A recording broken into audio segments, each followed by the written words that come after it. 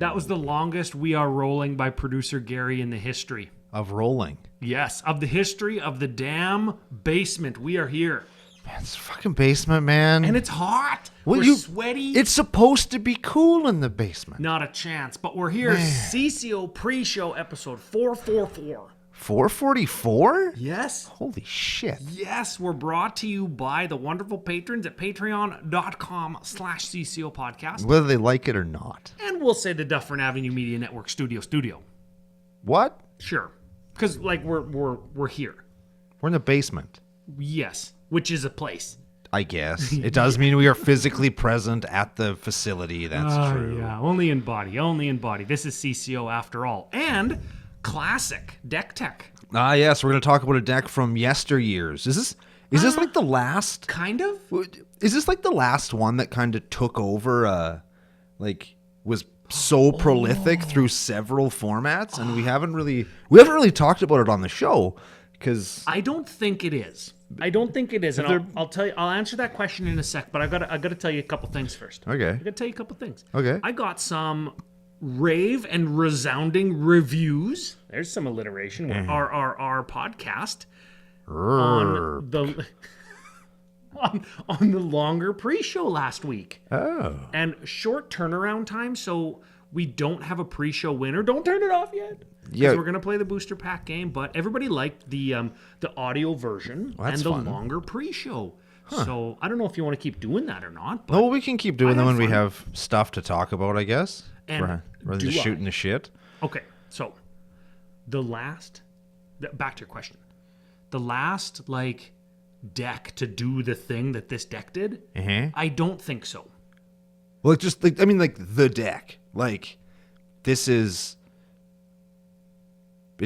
I can't say what it is, or it'll give away who we're trying to guess. When you're trying to play the guessing games, you have to. You went there. You did it. You have to guess the commanders so that you can win stickers and tokens and maybe magic cards if you really hate winning. Yes. I guess. Today, though, you got to guess the deck. Yeah, you got to guess the deck, and it's a very popular archetype that started.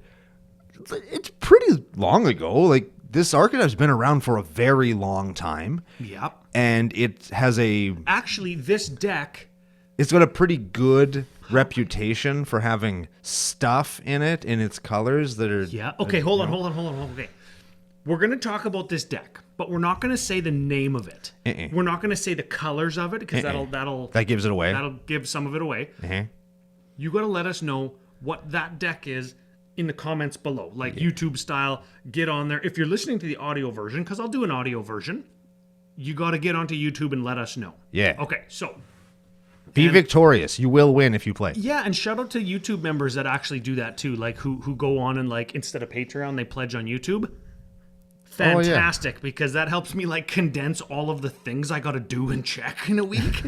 It condenses it, and that helps. And it helps keep the show going. So, okay.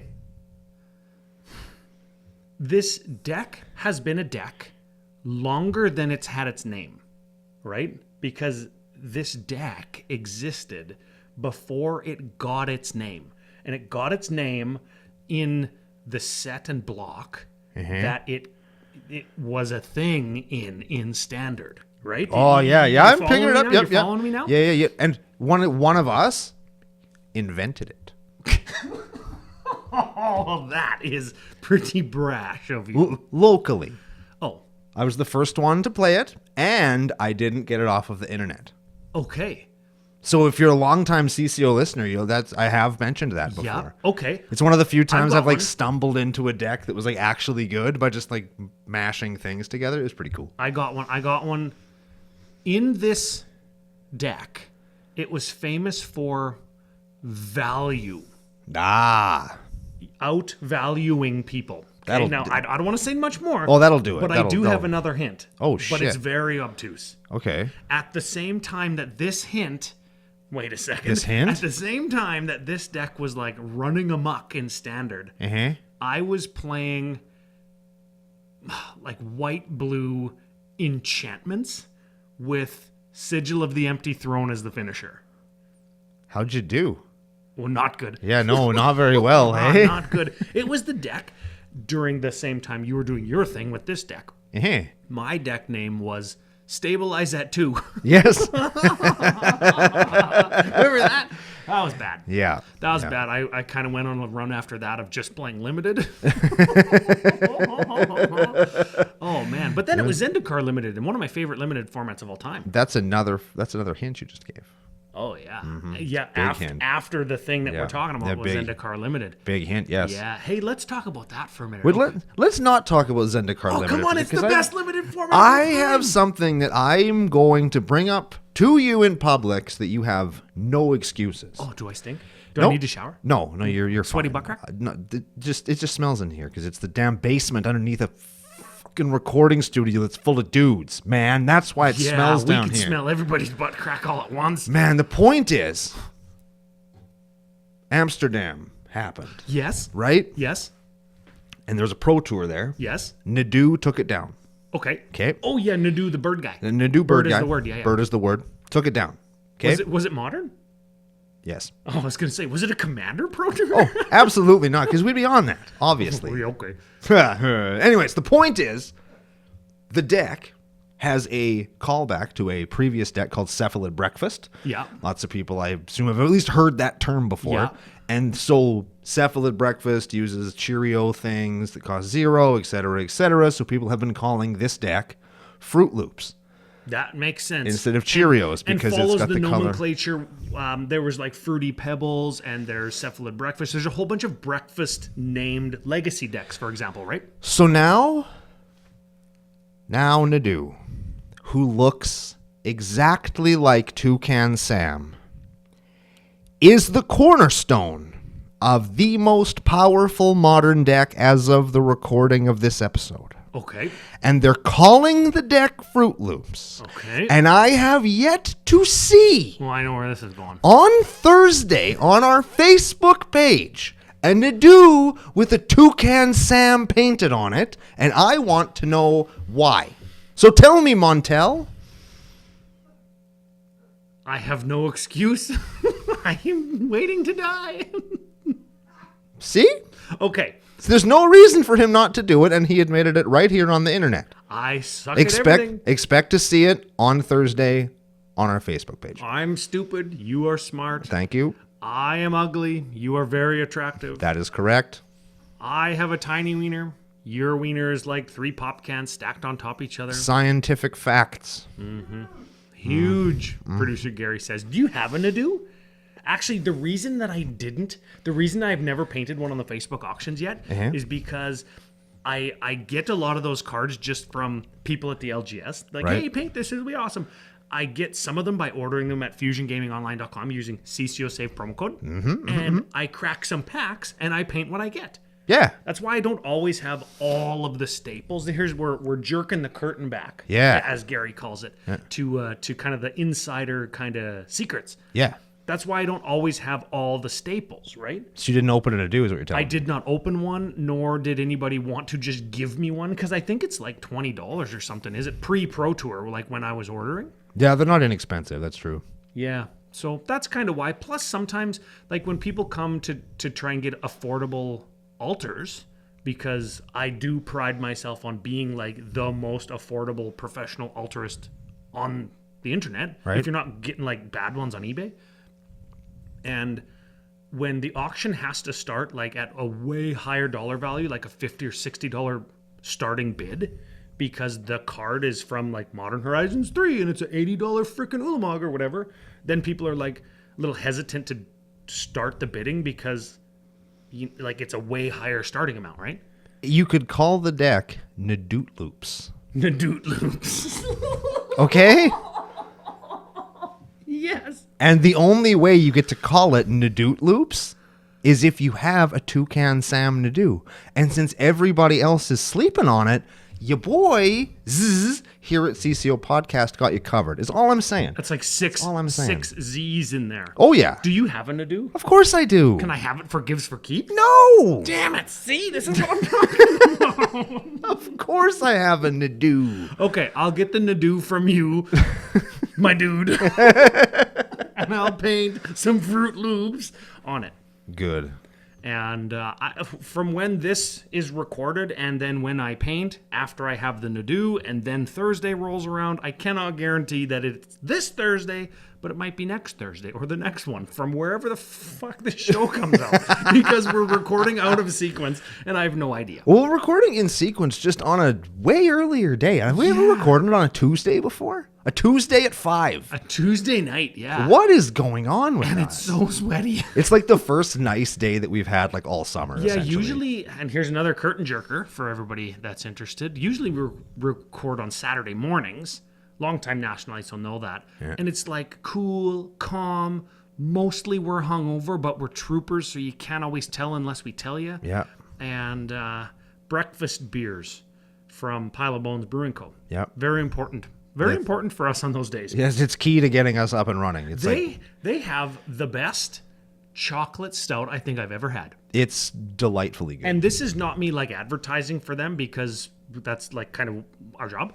But they got a good chocolate stout. And you got to pick it up now because they're not making it no more. So I know. Okay, so when we go to Regina, that's why I bought a flat of it last time I was down there. Like a flat? Well, I bought like one of those little flat boxes. Yeah, like it's got like they got the tall cans with 4 in it, right? Yeah. And there's like 6 of those. 24 of them. Yes. Yeah. Correct. So when we go to CCO Experience in Regina in September, are they going to have it? I sure hope so. You know what? I don't know if I would get a stout in the afternoon after a bunch of sweaty Magic playing all day. I certainly would. I think I'd get like nice, crisp, like prairie lager. No. Just like you could pound like 15 of them. No, I want something that's so thick I can use it to oil my engine. Oh, I thought you were going to say your ass. Yeah, well, no, I don't need that. No, sweaty. I'm sweaty enough already. I don't need to lube it up. Jeez. So first day after the Assassin's Creed episode launched, like the review. Right.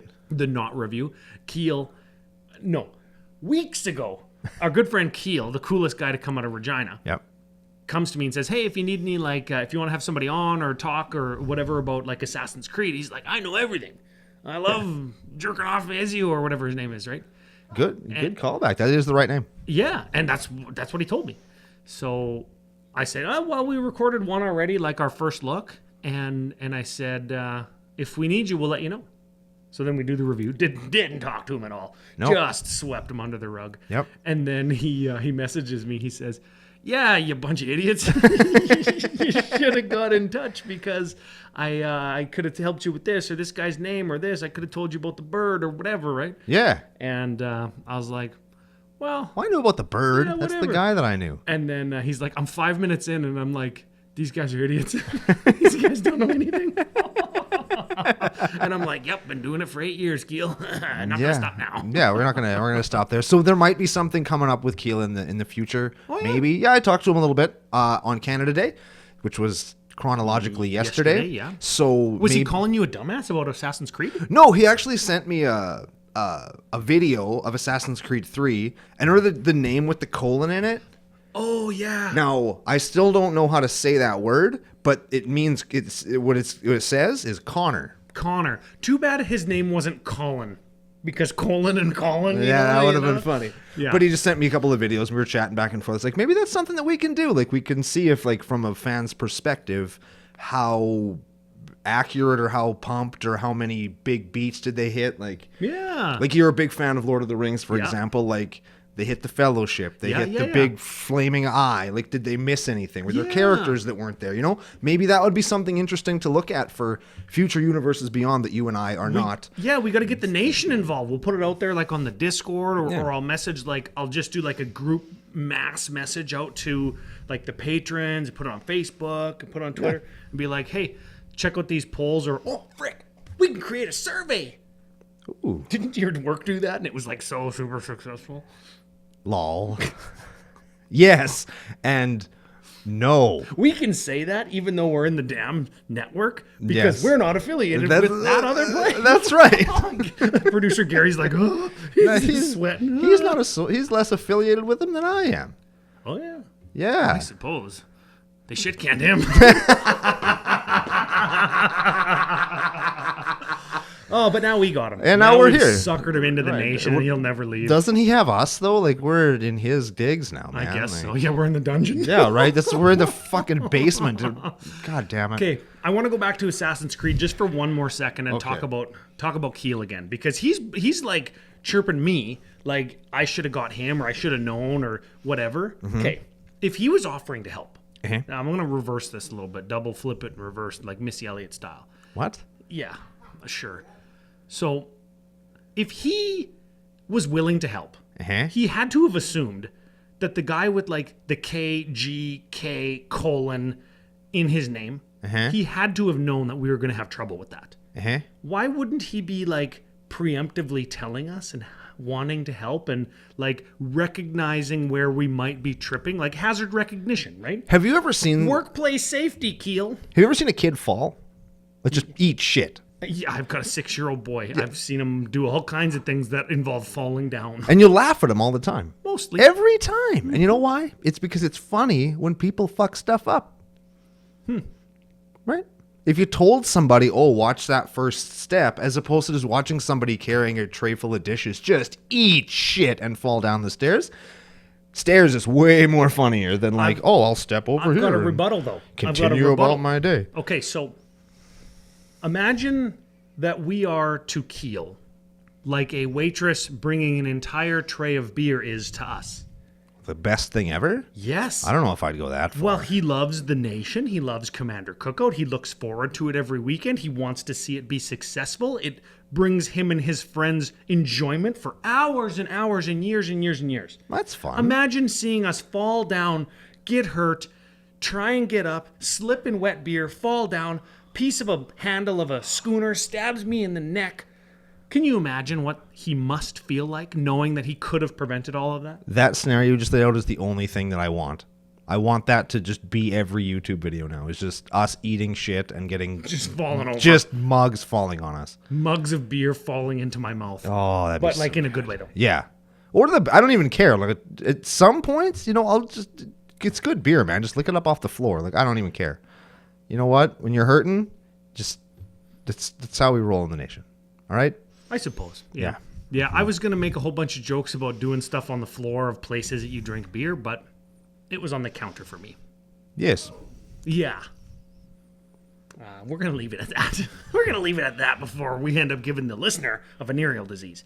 So this is 444. It is. Guess the deck that we're doing. Yeah. The name of the deck, not the archetype, not the commander, but the deck, the name of the deck. And I think that we gave enough hints that people can think get it isn't it's not the archetype. You don't have to guess the title of the deck.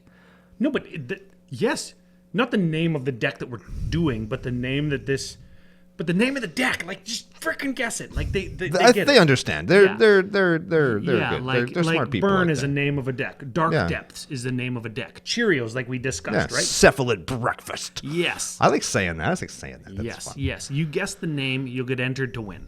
Leave it in the comments below. 444. 444. Hit our theme song. Burr. Burr.